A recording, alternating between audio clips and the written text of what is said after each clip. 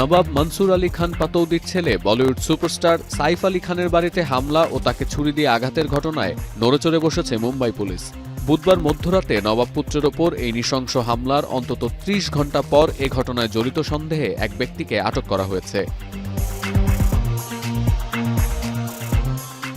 CCTV footage দেখে শনাক্ত করা ওই সন্দেহভাজনকে আটকের পর তাকে জিজ্ঞাসাবাদের জন্য ব্যান্দ্রা পুলিশ স্টেশনে নিয়ে যেতেও দেখা যায়। মুম্বাই পুলিশের সূত্র জানায়, হামলার পর ওই ব্যক্তি ব্যান্দ্রা রেল স্টেশনের বাইরে ঘোরাফেরা করছিলেন। নিজেকে আড়াল করতে পোশাকও বদলে ফেলেন তিনি। যদিও নবাবপুত্র সাইফের বাড়িতে হামলায় আটককৃত ব্যক্তির সম্পৃক্ততার কোনো প্রমাণ মেলেনি। শুধু হামলার রাতে তাকে সাইফের অ্যাপার্টমেন্টের সিঁড়িতে দেখা গেছে। ব্যান্দ্রার এক অভিজাত এলাকায় সদ্গুরু শরণ নামের একটি 12তলা অ্যাপার্টমেন্টের 4টি ফ্লোর নিয়ে পরিবারসহ বসবাস করতেন সাইফ আলী খান। পুলিশের ধারণা, ওই ভবনে ডাকাতি করাই ছিল আততায়ীর মূল উদ্দেশ্য।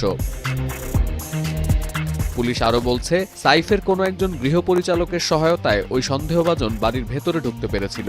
পাশাপাশি সাইফের বাড়ির নকশা সে আগে থেকে জানত বলে দাবি করেছে মুম্বাই পুলিশ। এ কারণে 4 তলার লবির বদলে ওই সন্দেহভাজনকে 6 তলার সিসিটিভি ফুটেজে দেখা গেছে।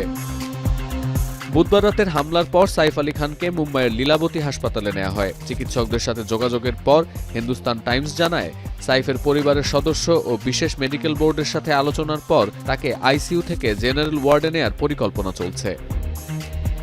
সতীর্থ কর্মকার, এখন বিশ্ব। মাঠের অলরাউন্ডার আমি, আর ঘরের allrounder Tylox. Tylox toilet cleaner, clean মানেই টাইলক্স।